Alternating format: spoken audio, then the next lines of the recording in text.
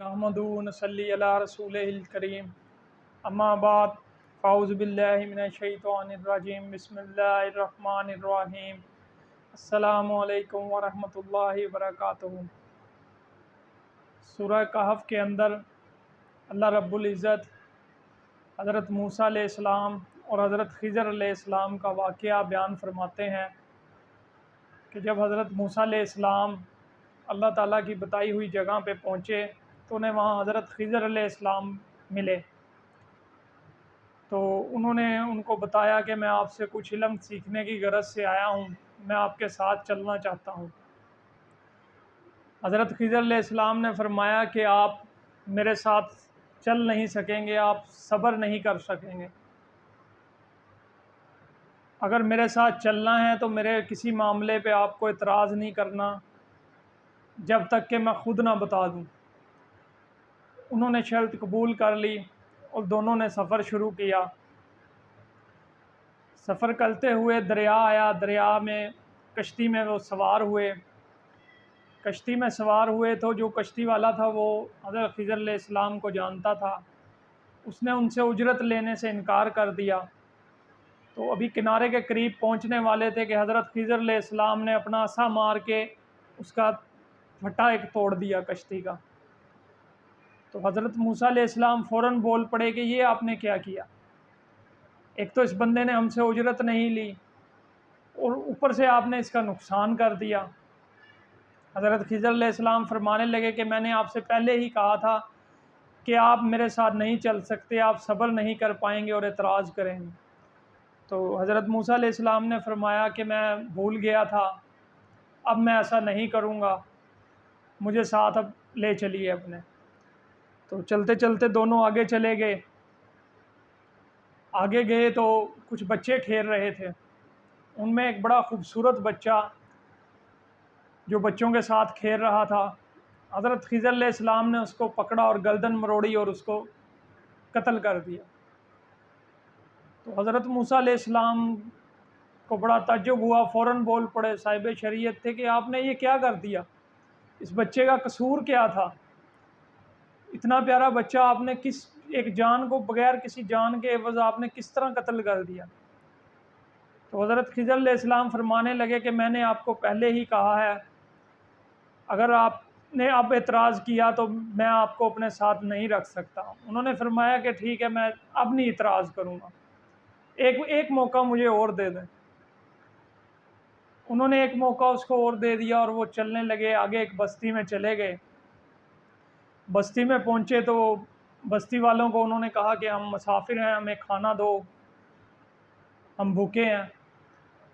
تو بستی والوں نے فرمایا کہ ہم نے تو آپ کو نہیں بلایا، آپ ہمارے مہمان تو نہیں ہیں، ہم تو نہیں دیتے آپ کو کھانا، جہاں مرضی سے کھاؤ۔ تو حضرت خضر علیہ السلام گلی میں سے گزر رہے تھے تو ایک دیوار گرنے والی تھی، فوراً اس کی دیوار کی مرمت کرنے لگے اور اس کو سیدھا کر دیا اور مرمت کر کے اس کو مضبوط کر دیا دیوار کو۔ تو حضرت موسیٰ علیہ السلام پھر بول پڑے، کہنے لگے کہ تعجب ہے، آپ نے یہ کیا؟ انہوں نے تو ہمیں کھانے کے لیے کوئی چیز نہیں دی بستی والوں نے، اور آپ ان کی دیواریں مرمت کرتے پھر رہے ہیں، اور اگر کرنی ہی تھی تو اس کے بدلے ہم ان سے اجرت لے سکتے تھے، کھانا لے سکتے تھے، آپ نے بغیر اجرت کے یہ کیسے کر دیا؟ حضرت خضر علیہ السلام نے کہا کہ میں اب آپ کو بتاتا ہوں، لیکن اب یہاں ہمارا سفر ختم ہو چکا ہے، اب آپ آگے میرے ساتھ اور سفر نہیں کر سکتے۔ پہلے میں نے جو کشتی کا پھٹا توڑا تھا وہ کشتی 2 مسکین بچوں کی تھی جن سے ان کا گزر بسر ہوتا تھا۔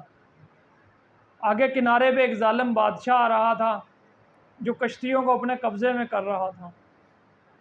پھٹا تو وہ تھوڑی بہت اجرت دے کے مرمت کرا لیں گے، اگر ان کی کشتی چھن جاتی تو ان کا گزر بسر چھن جاتا، وہ اپنا گزر بسر نہیں کر پاتے۔ اب یہ بتاؤ میں نے اچھا کیا کہ برا کیا؟ انہوں نے کہا جی اچھا کیا۔ انہوں نے کہا دوسرا، جب میں نے اس بچے کو قتل کیا، اس کے ماں باپ بچے کے بڑے نیک تھے، بہت صالح تھے، اس بچے نے بڑا ہو کے بہت برا بننا تھا اور بہت ظالم بننا تھا، ماں باپ کے نام کو بھی خراب کرتا، تو اللہ تعالیٰ اس بچے کے بدلے ان کو اس سے بہتر اولاد عطا کرے گا۔ علماء مفسرین نے لکھا ہے کہ اللہ تعالیٰ نے ان کو اس بچے کے بدلے ماں باپ کو ایک ایسی بیٹی عطا کری کہ جس کی اولاد میں سے اللہ تعالیٰ نے 70 انبیاء کو پیدا فرمایا۔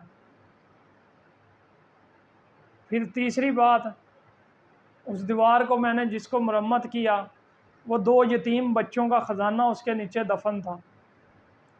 وہ دیوار گرنے والی تھی، 2 ہی راستے تھے، یا تو خزانہ لوگ لے جاتے اٹھا کے، یا پھر وہ بچے لے جاتے۔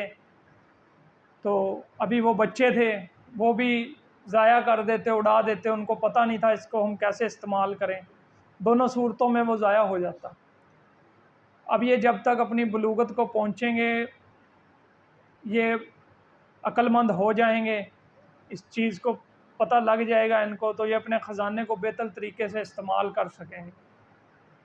اس لیے میں نے ان کی دیوار کو سیدھا کر دیا۔ جب یہ بلوغت کو پہنچیں گے تو وہ دیوار خود بخود گر جائے گی اور ان کا خزانہ ان کو مل جائے گا۔